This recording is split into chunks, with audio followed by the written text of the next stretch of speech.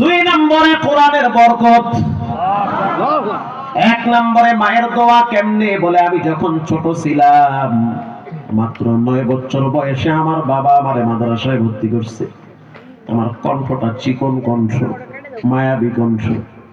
আমার আব্বা ব্যবসায়ী মানুষ, বাড়ি হলো দাম্মামে। মক্কা থেকে প্রায় 12 থেকে 1400 কিলোমিটার দূর হলো দাম্মাম, ওখানে আমার বাড়ি, গ্রামের বাড়ি, ওখানে বসবাস করি।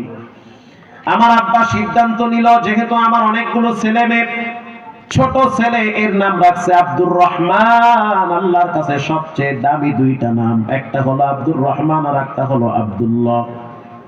বাবাই সিদ্ধান্ত নিল সন্তানটারে মাদ্রাসায় দিয়ে দিছে। মাদ্রাসায় মাত্র কয়েক পারা মুখস্থ করছি, এর মধ্যেই সংবাদ পাইলাম আমার আব্বা অসুস্থ হয়ে গেছে। বাপ যদি অসুস্থ হয়, সন্তান যদি ছোট থাকে, তখন বেশি কষ্ট ছেলের চেয়ে বাবার লাগে। বাবাই যখন বুঝতে পারছে আমার হায়াতের জিন্দেগি বুঝি সমাপ্তি হয়ে যাচ্ছে, বাবাই যখন বুঝতে পারলো আমার হায়াতের সূর্য বুঝি লাল হয়ে গেছে, তখন সন্তানকে পাশে ডাইকা সন্তানের মাথায় হাত বুলায় দিয়ে বলেছে, সন্তান, আমি তো পাক্কা নিয়ত করছি তোমারে কোরআনের হাফেজ বানাবো। দুনিয়ায় যত সম্পদ আল্লাহ আমাকে দিয়েছে তুচ্ছ মনে হয়, যদি তুমি হাফেজ হইতে পারো, অন্তত পক্ষে কোরআনের কিছু নেকি আমার কবরে যাবে।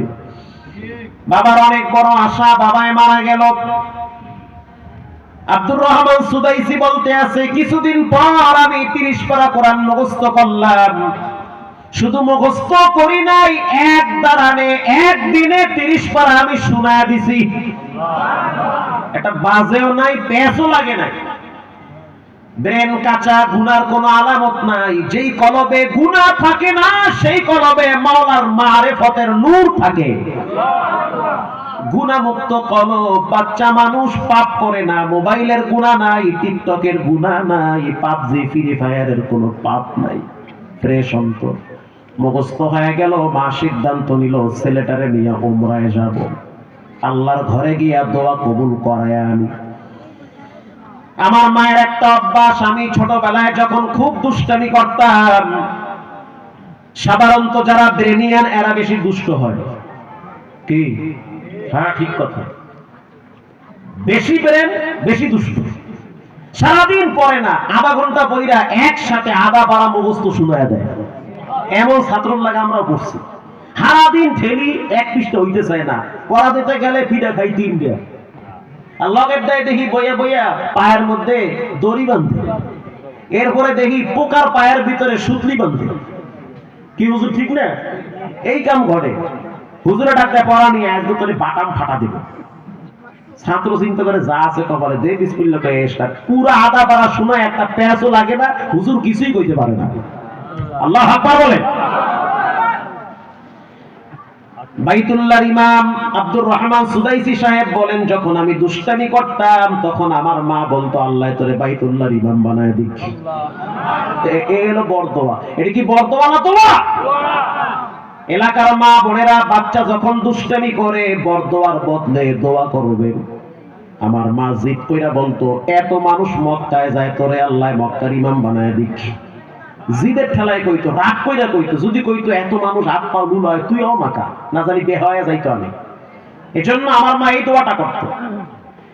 আব্দুর রহমান সুদাইসি বলেন, মায়ের সাথে ওমরায় গেলাম, যাওয়ার পর আমার মা বলল, সন্তান, তুমি ছোট মানুষ, আমার সাথে তাওয়াফ করতে গেলে হয়তো তুমি আমারে হারায় ফেলাবা, অথবা আমি তোমারে হারায় ফেলবো। তার চেয়ে একটা কাজ করো, হাতিমে কাবার পাশে তোমারে দাঁড় করায় রাখি। আমার মা আমারে দাঁড় করায় রাখছে। যখন আমাকে দাঁড় করায় রাখলো, আমি তাকাইয়া দেখলাম আমার মা বাইতুল্লাহর চতুর্দিকে লাব্বাইকের আওয়াজ দেয়। আমি তো বাচ্চা মানুষ, আমার ভিতরে বাচ্চা সুলভ আচরণ রয়েছে। আমি তাকাইয়া দেখলাম সাফা আমার বয়সী অনেক বাচ্চারা খেলাধুলা করে।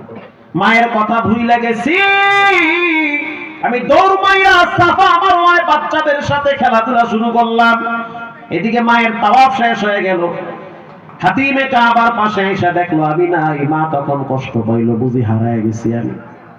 আমার মা চিন্তা করলো, যদি আমি সন্তানরে খুঁজতে যাই, তাহলে সন্তান আমারও খুঁজবে, দুইজন দুইজনকে পাবো না। তার চেয়ে আমি এখানে দাঁড়ায় থাকি, সন্তান ঘুরে ফিরে এখানে আবার চলে আসবে। বুঝতেছেন? আমি হাতিমে কাবার পাশে দাঁড়ায় রইছে আমার মা, আমি আসলাম ঘুরতে ঘুরতে, আইসা দেখতেছি আমার মা বাইতুল্লাহর দিকে ফিরে দুইটা হাত তুলে কি যেন বলতেছে। লক্ষ লক্ষ মানুষ কাবার সামনে দাঁড়াইয়া চোখের পানি ছেড়ে আল্লাহর দরবারে দোয়া করে। আমি তাকায় দেখলাম আমার মা দুইটা হাত তুলে বাচ্চাদের মতো অজরে কাঁদতেছে। আমি তখন আমার মায়ের পিছনে দাঁড়াইলাম, যখন দাঁড়াইলাম বুঝতে পারতেছি মা যেন কি বলতেছে। আমি আস্তে করে কান লাগায় শুনতেছি আমার মা বলতে আছে, মালিক কিছুদিন আগে স্বামী হারাইছি, কলিজার টুকরা সন্তানটাও হারাইছি, আজ আমার কষ্টের কোনো শেষ নাই। হাজার হাজার মুসল্লি হারাইতে পারে, মাগার ইমাম তো হারায় না। যেহেতু আমার সন্তান আমি হারায় ফেলাইছি, কষ্ট পাইছি, আমি তো হাফেজে কোরআনের মা।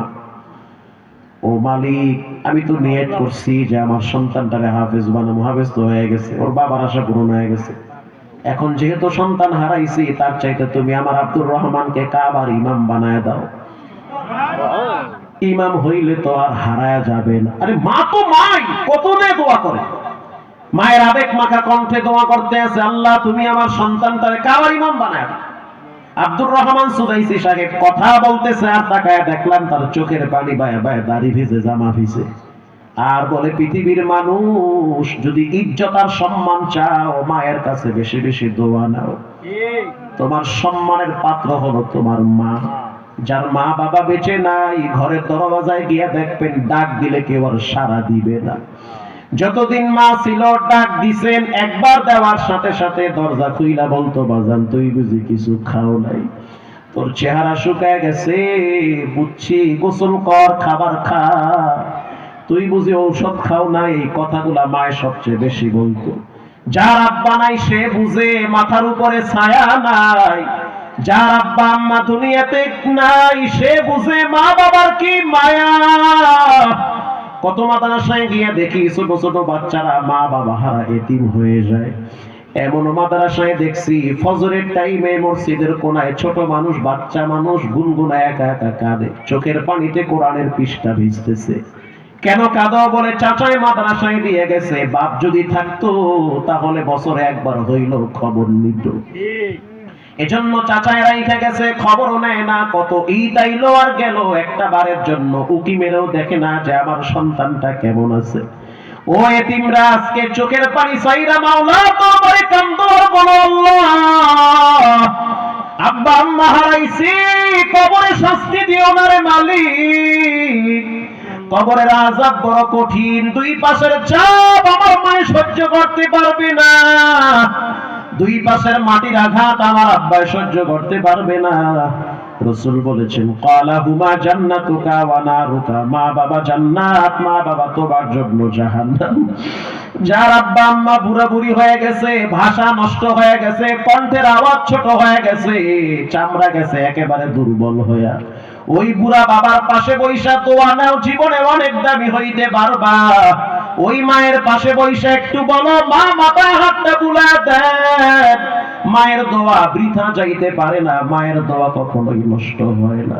আমার নবীও মাঝে মাঝে চোখের পানি ছেড়ে কাঁদতো আর বলতো, আমি তো আমিনার সন্তান, আমি আমার মায়ের হারাইছি। মাঝে মাঝে মায়ের কবরের পাশে দাঁড়ায়, অজর দাঁড়ায়, নবী চোখের পানি ছেড়ে কাঁদতো। আবু হুরায়রা বলে, ওগো আল্লাহর হাবিব, আপনার চোখেও পানি বলে, আমিও তো একটা মায়ের সন্তান, মায়ের ভালোবাসা আমার কলিজার ভিতরে আছে, মায়ের বেশি দিন আমি পাই নাই। ও এলাকার মানুষ, এলাকার যুবক, যদি সম্মানী হইতে চাও মা বাবার সাথে সৎ ব্যবহার করো। যার আব্বা আম্মা নাই, গোপনে 2 রাকাত নামাজ পড়া চোখের পানি ছেড়ে কাঁদো, আর কবরের পাশে দাঁড়াইয়া বলো, রব্বির হামহুমা কামা রাব্বায়ানি সগীরা, রব্বির হামহুমা কামা রাব্বায়ানি সগীরা। মায়ের কষ্টের দিনে তুমি ছিলা, আজকে তোমার সুখের দিন, মা ঘরে নাই, আজকে তোমার ঘরে ফ্রিজ বোঝাই করা মাছ গোস্ত মায়ে থাকলে ব্যবহার করতো, মা এখন নাই, ছেলে মেয়ে খায় তারপরও শুকরিয়া আদায় করে না। এলাকার যুবক ভাইয়েরা, মুরব্বী বাবারা, রবের দরবারে দোয়া করো, আব্বাকে মাকে যেন আল্লাহ মাফ করে দেয়, তাদের কবরের আযাব যেন আল্লাহ ক্ষমা করে দেয়। পুরা প্যান্ডেলের ভিতরে অনেক মায়ের সন্তান আছেন যারা মা বাবা হারাইছেন। আপনাদের পাশে একটা মাদ্রাসা মসজিদ আপনাদের মহল্লার গৌরব। আমি আসার পরে শুনলাম প্রায় 180-র মতো ছাত্র আছে। আল্লাহু আকবার বলেন। 6 থেকে 7 জন উস্তাদ আছে। তখন বুঝতে পারলাম এলাকার মানুষ যথেষ্ট পরিমাণ দ্বীন প্রেমিক, এদের অন্তরের ভিতরে মাদ্রাসা মসজিদের প্রতি ভালোবাসা আছে। এখানে আমি কিছু আল্লাহর বান্দা চাই যে হুজুর আমি মসজিদ মাদ্রাসার জন্য কিছু অর্থ ব্যয় করলাম,